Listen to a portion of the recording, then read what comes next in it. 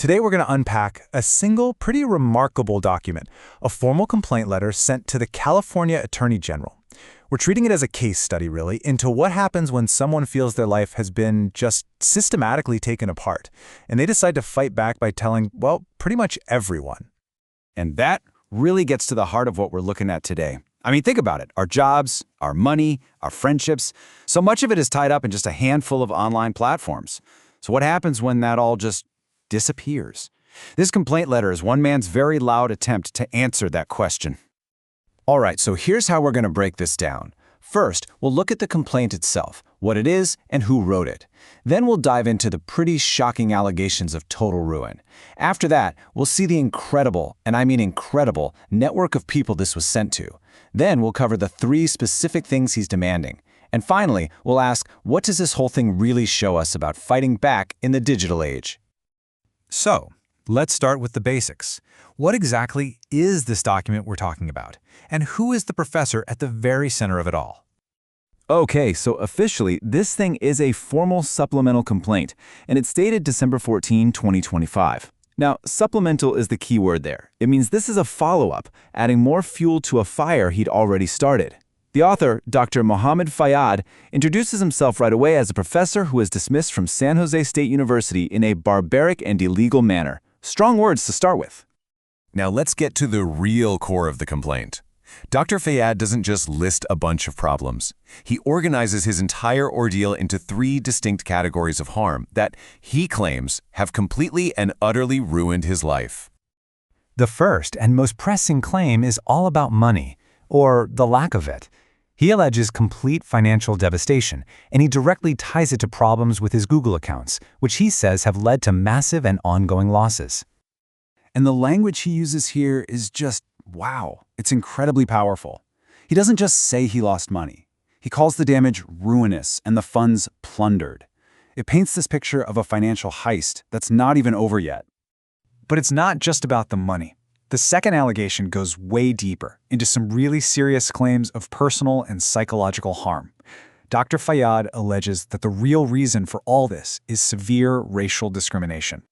Listen to those words. He's not just saying it was unfair, he's calling it inhumane treatment. He claims it caused severe psychological and moral damage that transcends the material losses. He's making it crystal clear that, for him, this goes far beyond his bank account. And his third major claim is that this wasn't a one-time thing. He's talking about systemic, widespread retaliation. He argues that even after he supposedly got his accounts back, the attacks on his life, both digital and in the real world, actually got worse, becoming a relentless, daily assault. And when he says retaliation, he means a total wipeout. We're not talking about one thing. According to his letter, his entire digital life was dismantled. His academic profiles on sites like ResearchGate? Gone. Personal networks, software he needed for work, even his personal phone line, all of it disconnected. Websites he owned through GoDaddy and WordPress, he claims they were suspended for years. It's a picture of total digital erasure. But here's where the story takes a fascinating turn. This was not a private letter sent between a man and his lawyer. And to really get the full picture, you have to look at one of the most revealing parts of this document, the distribution list. See, instead of just sending this complaint to the Attorney General's office, Dr. Fayad CC'd a massive list of over 100 recipients. This move basically transformed a legal document into a public broadcast. He clearly wanted everyone to know.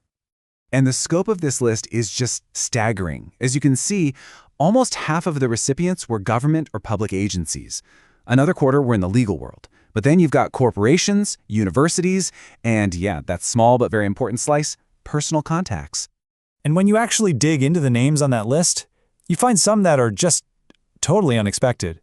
The Wikimedia Foundation, staff from his apartment building, his old universities, the Better Business Bureau, and then, maybe the most telling detail of all, he copied his own children. This wasn't just about legal action. This was about creating a permanent, public, and personal record of what happened to him. Okay, so after laying out all this damage and broadcasting it to this huge audience, what does Dr. Fayad actually want? Well, the letter doesn't leave you guessing. It wraps up with 3 very specific demands. It really boils down to 3 things. First, he demands a full-blown investigation into everything: the money, the moral damage, the racial discrimination.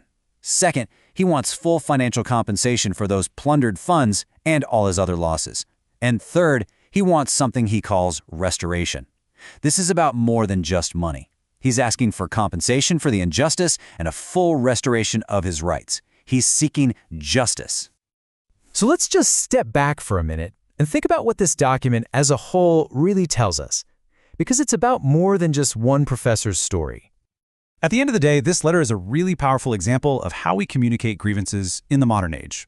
Dr. Fayad is using the formal structure of a legal complaint, but he's repurposing it. He's using it to broadcast a deeply personal story of ruin to a global audience, creating a permanent public record of his struggle. And that leaves us with one final pretty big question, doesn't it? In a world where our whole lives, our work, our money, our communication are tied to a few big tech platforms, what does full restoration even look like after a total collapse? Can you ever truly put all those pieces back together?